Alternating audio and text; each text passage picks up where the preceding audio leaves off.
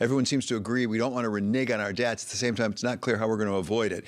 To take us through her approach to this, we welcome now Nicole Malliotakis. She's a Republican representative from New York and a member of the House Ways and Means Committee. So, Congresswoman, thank you so much for coming in. It's great to have you here. It's great to be here. So can you see a pathway forward? Because as I say, both Republicans and Democrats agree they don't want to renege on the debt. Yeah. But how you get there is not quite clear. Do you see a path?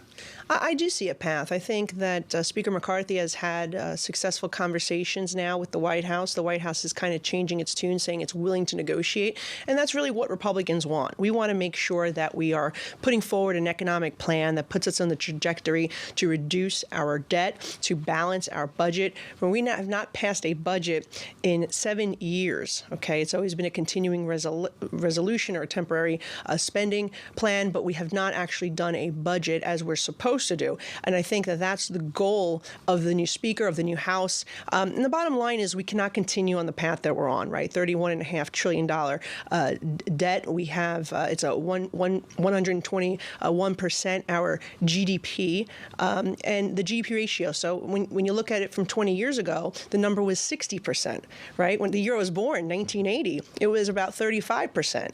So we can't afford to continue down this path for future generations. And the reality is, if we do, a couple of decades from now, you'll be looking at maybe 70 cents of every dollar going to pay debt interest. And so that is what we're trying to rectify here, just being fiscally responsible. And that point, I think, was driven home last week by the CBO, the Congressional Budget Office report, on the deficit and the debt, which shows that it's getting worse fast. Even over the course of the last year or so, we've added a fair amount. At the same time, if you look at the numbers, we just had the head of the CBO on yesterday, the additional deficit and debt actually does not come from discretionary spending. It comes from the so-called entitlements and interest payments. And so can we really have that discussion without discussing what I guess is a third rail in politics for both Republicans and Democrats, which is Social Security and Medicare? Because that's really what's racking up the deficit and the debt over the next 10 years. Well, look, Republicans have said we want to protect, we want to preserve Medicare and Social Security. Those are important programs that our seniors and our disabled rely on.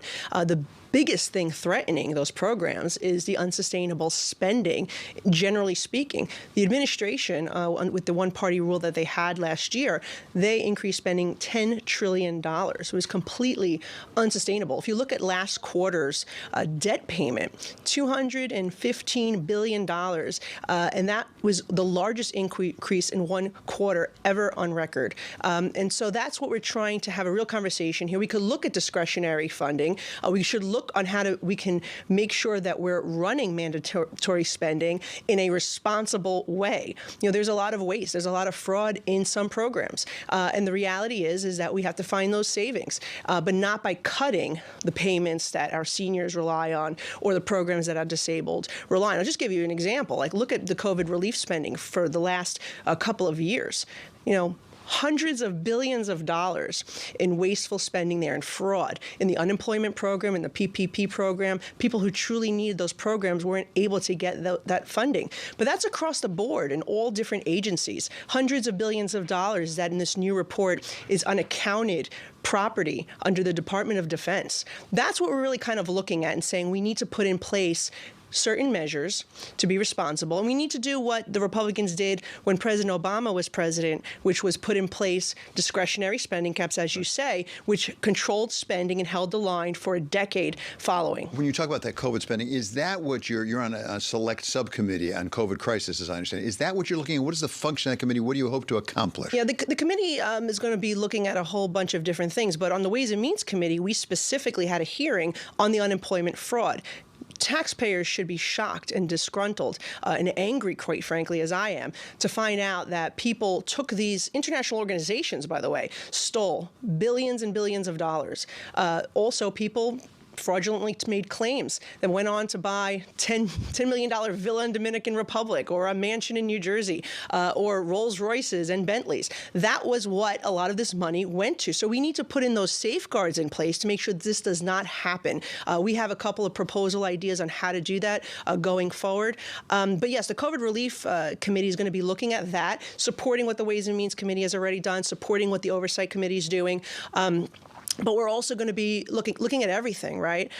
From the origins of the virus, any taxpayer money that was funneled through EcoHealth Alliance from the NIH to Wuhan lab to support gain of functioning.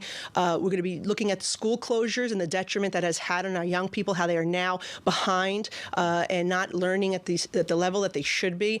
We're going to be looking at the way that Governor Cuomo handled nursing homes, decisions that were made that were not in compliance with CDC regulations that led to thousands of nursing home deaths. We're going to be looking at a whole bunch of different things. Congressman, I want to turn to one other subject before you leave, which is regulation or proposed regulation.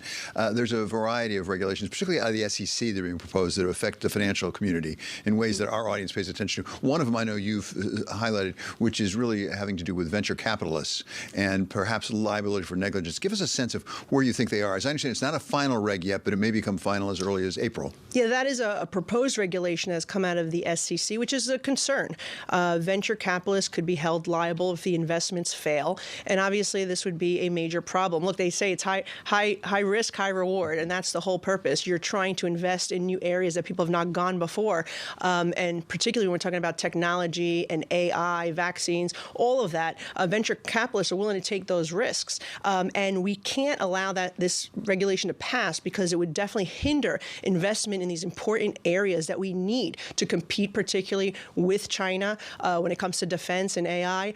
So that is my concern with this regulation, and we need to at least have a real conversation about what the real-life impacts of this can be. There's already, in terms of fraud, obviously a lot of laws in place. It's overseen by the SEC, but we need to make sure that they're not hindering investment, as we're seeing so many other agencies under this administration come forward with regulations, with whether it's anti-energy policy that is hindering expansion and investment in our infrastructure or other areas where we need to be investing and expanding, not hindering and making us less competitive, particularly with adversaries like China. Really important issue. There's no doubt about it. Thank you so much, Congresswoman. That's Representative Nicole Malliotakis from New York. Still to come, what President Biden accomplished